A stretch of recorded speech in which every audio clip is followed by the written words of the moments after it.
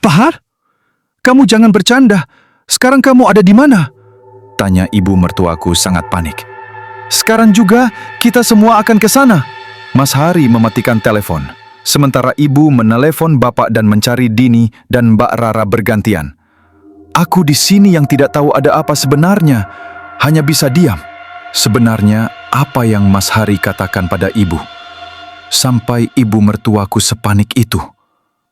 Ada apa ini, Bu? Tanya Dini mendekat. Rara tak kalah panik ketika membaca sebuah pesan dari Mas Hari yang baru. Saja ia terima. Ayo antarkan Ibu Din, nanti Bapak menyusul. Dia masih di jalan. Rara, kamu cepat kabarin Bude Yanti sekarang. Kita berangkat ke rumah sakit sama-sama, kata ibu sembari mengambil tas miliknya dengan segera. Rumah sakit? Siapa yang sakit, Bu? Tanyaku penasaran. Andra kecelakaan. Sekarang dia ada di rumah sakit, ucap ibu dengan wajah bingung. Aku sangat terkejut mendengar kabar tentang Andra, anak bungsu dari Bude Yanti yang baru saja mengalami kecelakaan itu. Gina, kamu tetap di rumah ya. Jaga Iva sama Radit. Kita titip mereka sebentar karena mau ikut ibu ke rumah sakit, ucap Mbak Rara. Aku mengangguk cepat, tanpa meminta untuk ikut, karena percuma saja. Sudah pasti aku tidak akan diperbolehkan ikut ke rumah sakit dan diminta untuk menjaga anak-anak saja di rumah. Sebenarnya aku juga sangat syok mendengar kabar kecelakaan yang menimpa Andra. Apalagi ia sampai dilarikan ke rumah sakit. Entah bagaimana keadaannya sekarang. Semoga Andra baik-baik saja.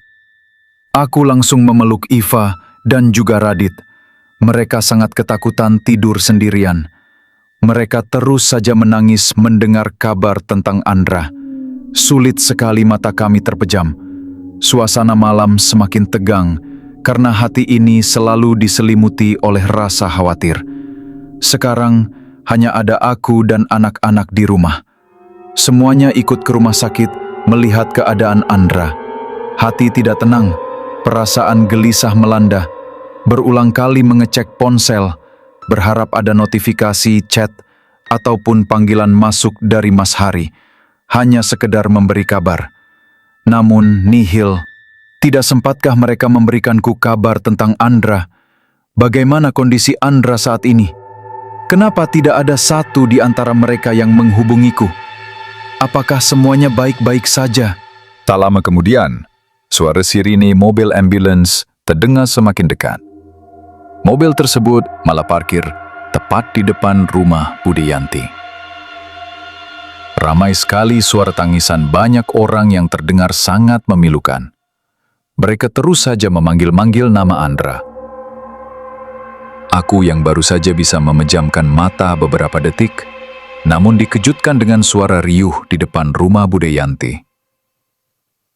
Suara yang tidak asing dan sangat aku kenali. Mereka adalah keluarga besar Mas Hari, terutama suara Bude Yanti yang semakin histeris memanggil anaknya. Aku langsung beranjak bangkit dari tempat tidur. Saat itu juga, Iva dan Radit terbangun dan mengekor di belakangku. Setelah menyibak gorden, ternyata benar saja, mereka pulang dengan kesedihan mendalam.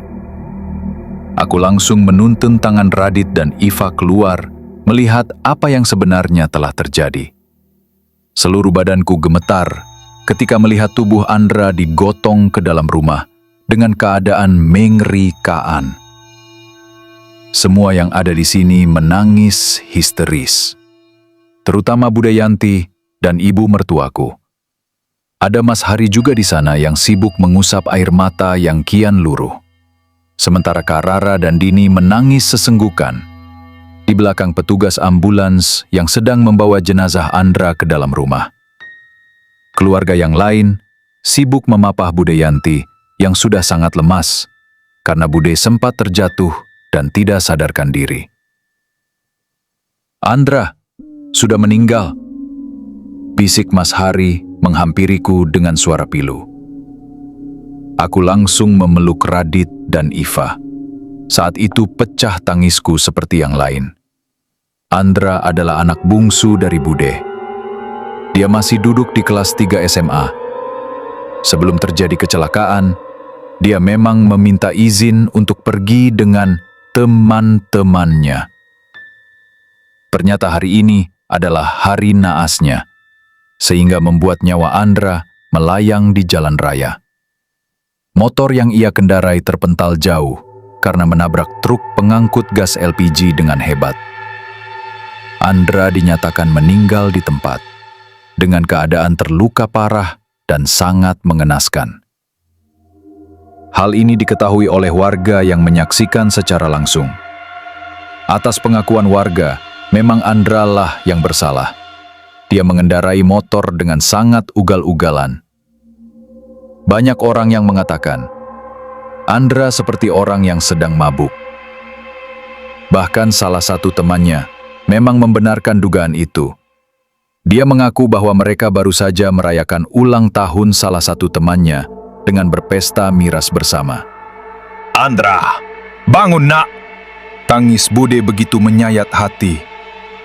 Bude Yanti terisak-isak meratapi putra sematawayangnya yang sudah tidak bernyawa. Sebaiknya Andra segera diurus dan segera dibumikan. Ucapan salah satu warga yang ikut berkerumun. Banyak orang yang datangan tengah malam ke rumah Andra.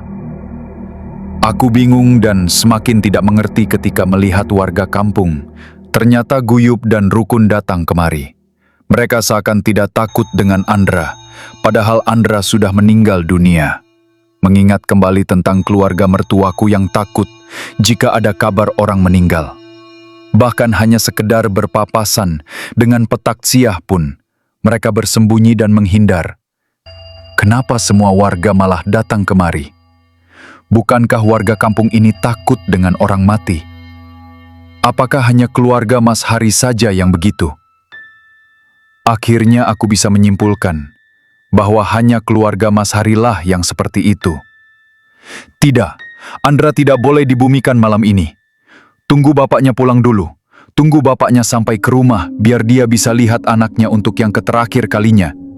Kekehnya memeluk tubuh Andra. Tapi, maafkan pemakamannya. Setidaknya diurus dulu meski belum boleh dibumikan malam ini. Ucap Bapak RT memberikan usul. Kenapa ditahan? Apa keluarga nggak kasihan sama jenazahnya ya? Bisik lirih salah satu ibu ke arah suaminya. Aku bisa mendengar karena mereka duduk di sebelahku. Mungkin seharusnya begitu. Benar apa yang dikatakan bapak itu tadi, pikirku. Tapi entahlah, di sini aku tidak berhak mengatur. Memberikan saran saja pasti tidak akan didengarkan. Jadi lebih baik aku diam. Aku langsung mengingat apa yang dikatakan Mas Hari malam tadi tentang keluarganya yang akan panjang umur seperti nenek dan kakek Titua. Tapi lihatlah sekarang. Dari kejadian ini semoga suamiku bisa mengambil sedikit pelajaran. Karena tidak ada yang bisa menentukan umur seseorang. Tapi di manakah keberadaan nenek dan kakek Titua sekarang? Mengapa mereka tidak ada di sini? Mereka tidak keluar melihat Andra, padahal mereka masih sehat jasmani dan rohani, seperti yang dikatakan Mas Hari. Rumahnya juga bersebelahan dengan rumah Bude Yanti. Aku juga tidak melihat Nenek Wasri ada di sini. Beliau adalah ibu dari ibu mertuaku. Nenek Wasri itu tinggal serumah dengan nenek dan kakek Titua. Semalaman kami semua begadang tidak tidur. Begitupun dengan Radit dan Iva. Mereka hanya tidur beberapa menit di pangkuanku, lalu terbangun. Begitupun seterusnya. Tangis menyelimuti keluarga besar suamiku, Mas Hari. Kami masih menunggu kedatangan Pak Dedino, bapak dari Andra, yang belum sampai juga ke rumah. Karena ia memang sedang bekerja di luar kota, sehingga memerlukan waktu perjalanan cukup menguras waktu.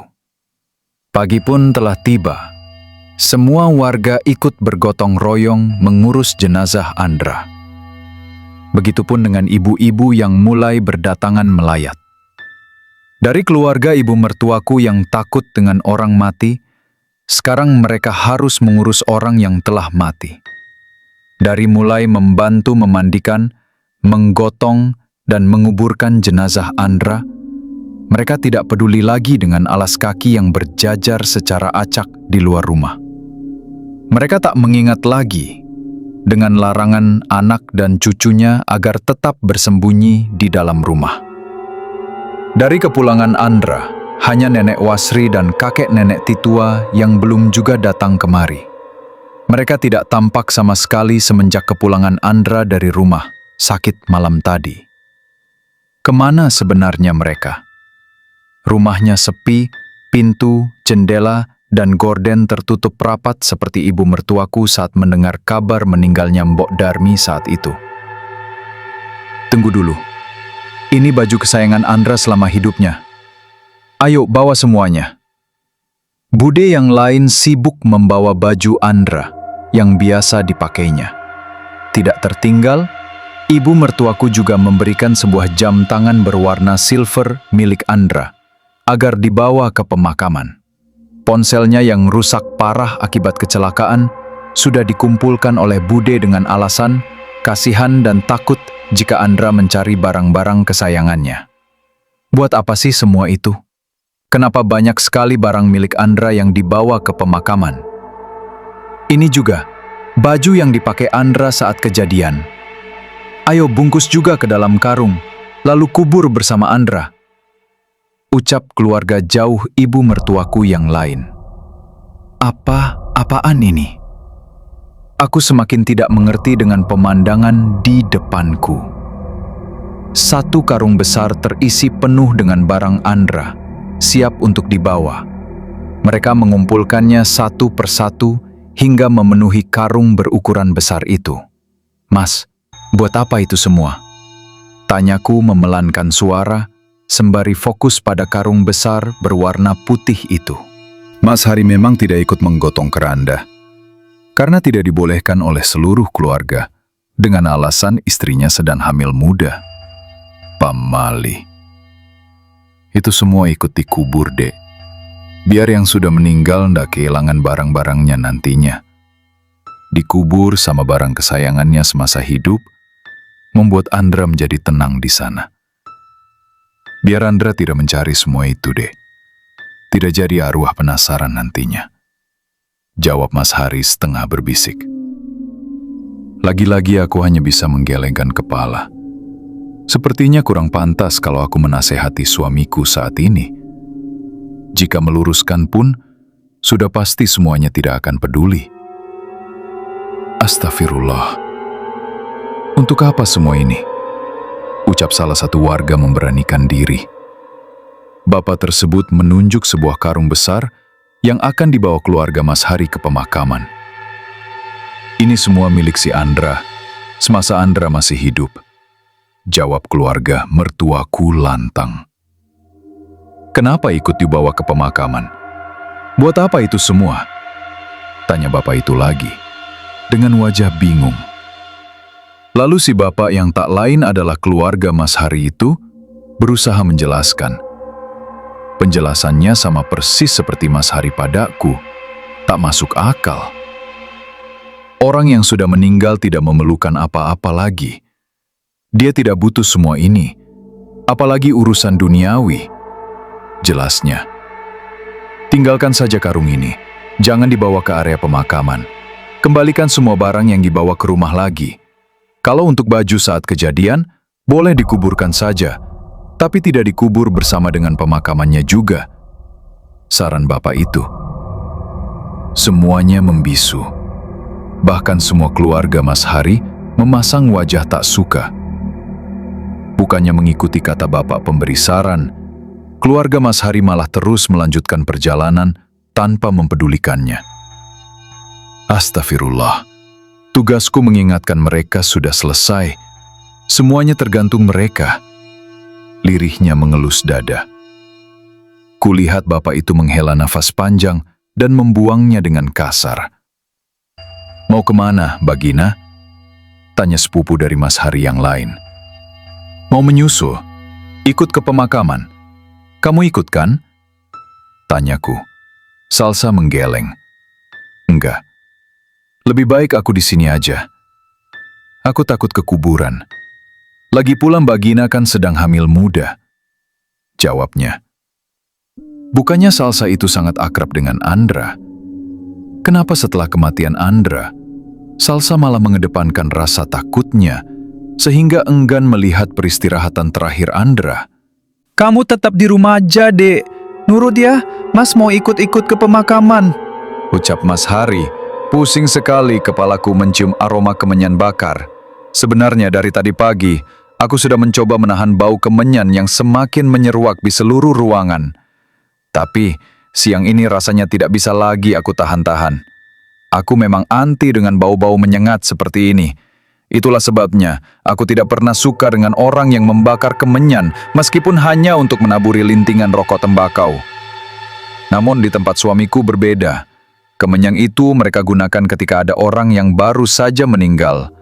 Entah buat apa, yang jelas mereka membakar kemenyan itu di sudut seluruh ruangan. Aduh, rasanya nggak tahan lagi. Mual rasanya. Kepalaku pening, sakit sekali. Tiba-tiba pandanganku kabur, berubah menjadi gelap gulita. Aku terjatuh, dan setelah itu, aku tidak mengingat apapun lagi. Dek, kamu kenapa bisa pingsan begini? Ucap Mas Hari panik. Har, pasti istrimu kesambet. Ayo bawa ke orang pintar. Usul keluarga Mas Hari dengan tiba-tiba. Aku gak kenapa-kenapa, Mas. Aku cuma pusing aja karena mencium bau kemenyan bakar. Kamu tahu kan, aku itu anti sama bau-bau menyengat begitu. Apalagi sekarang aku puan lagi hamil. Jadi pantas saja kalau aku lebih sensitif. Jawabku meyakinkan Mas Hari. Untung saja suamiku lebih percaya dengan pengakuanku. Kalau tidak, pasti aku sudah dibawa ke tempat orang yang dikatakan pintar oleh mereka.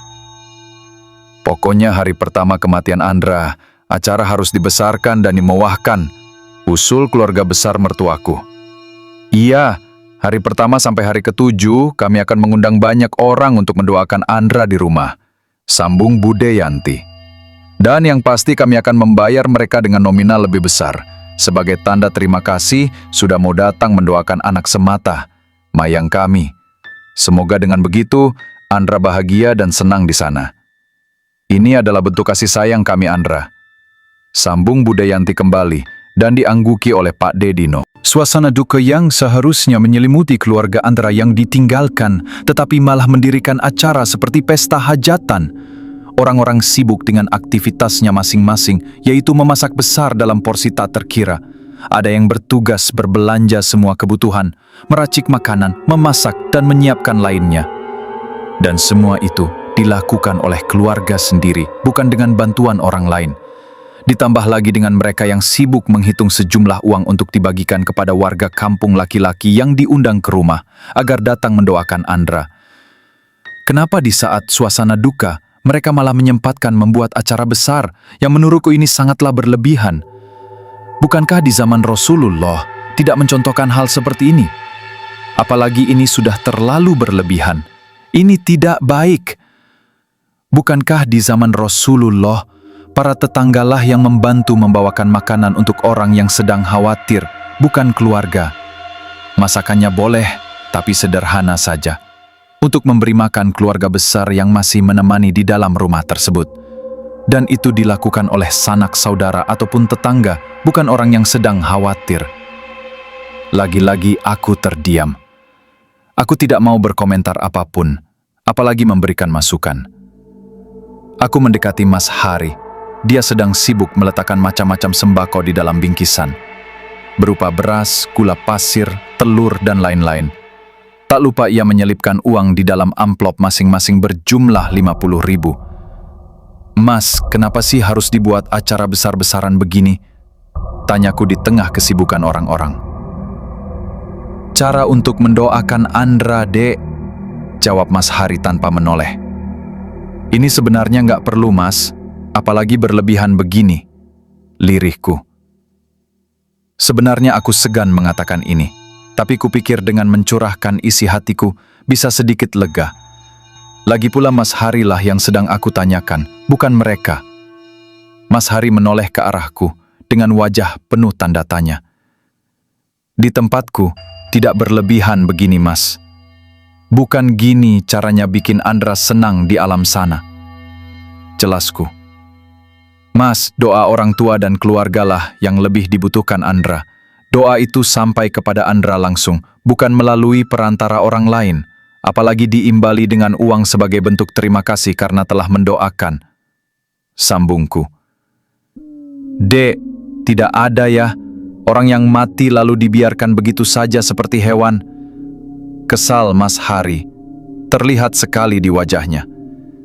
Siapa yang bilang begitu, Mas? Apa ada aku ngomong seperti itu? Kita yang masih hidup memang diharuskan mendoakan orang yang sudah meninggal kok.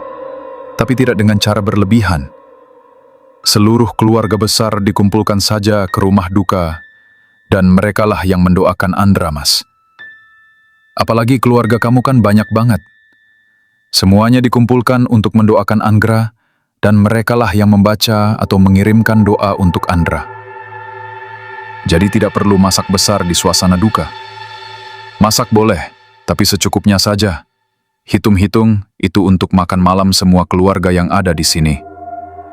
Sudahlah, Dek. Mas hanya ikut aja. Jangan memancing perdebatan ya. Sudah tradisi keluarganya Mas itu begini dari dulu. Tidak bisa diganggu, gugat oleh siapapun. Apalagi kalau mereka tahu, kamu ngomong gitu, pasti jadi masalah besar. Ingat, Dek. Kamu jangan ikut campur. Kalau tidak mau dibenci keluarga besar Mas ya. Jawab Mas Hari, sedikit mengancam. Aku berbalik dan menjauhi Mas Hari. Baiklah. Benar saja, cara mendoakan orang meninggal di sini memang berbeda dengan cara mendoakan di tempatku. Puluhan orang yang telah diundang itu datang silih berganti ke rumah. Makanan yang akan dihidangkan sudah tertata rapi. Bahkan berkat bingkisan yang sudah diberi amplop itu tersimpan di sebuah kardus berukuran besar dan akan siap dibagikan setelah acara selesai. Puluhan orang yang telah diundang itu datang silih berganti ke rumah. Makanan yang akan dihidangkan sudah tertata rapi. Bahkan berkat bingkisan yang sudah diberi amplop itu tersimpan di sebuah kardus berukuran besar dan akan siap dibagikan setelah acara selesai. Tibalah. Acara mendoakan Andra dimulai. Aneh, kenapa tidak ada satupun dari keluarga Andra ikut bergabung dengan yang lain untuk mengirim doa? Mereka mengundang para tetangga pilihan, tetapi tidak ada satupun dari keluarganya ikut membacakan doa untuk Andra. Bahkan kedua orang tuanya pun memilih menyaksikannya dari balik gorden, mendengarkan isa kamar dan hanya mendengarkan saja. Bukan kali ini saja, tapi aku ingat betul, tidak ada keluarga dari Andra yang ikut salat jenazah sekalipun. Orang tuanya, hanya aku, warga yang lain, Pak Ustadz, dan Pak RT. 1-7 hari berlalu.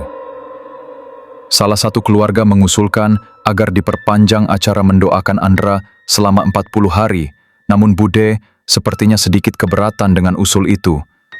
Bukan masalah tidak mau memperpanjang acara, tetapi kondisi keuangan Bude Yanti yang semakin menipis. Terlebih lagi uang hasil takziah sudah habis untuk tambahan dana acara ini. Aku sempat mengusulkan pendapat kepada Bude agar menyisihkan uang takziah sedikit saja untuk sedekah masjid atau sedekah kepada anak yatim atas nama Andra. Tetapi jawaban Bude membuat aku langsung menutup mulut dan tidak berani lagi memberikan saran apapun. Bude, lebih baik uang itu disisihkan sedikit untuk sedekah, ucapku kala itu. Karena aku melihat saat penghitungan uang jumlahnya lumayan banyak. Posisi saat itu, aku berada di rumahnya dengan Mas Hari. Ini uang untuk tambahan acara nanti malam dan 7 hari ke depan. Jawabnya cuek. Lebih baik sedekahkan sedikit, biar menjadi pahala untuk Andra, Bude. Entah mengapa, mulutku gatal sekali, dan refleks mengeluarkan pendapat, memberi saran, dan berkesan menasehati.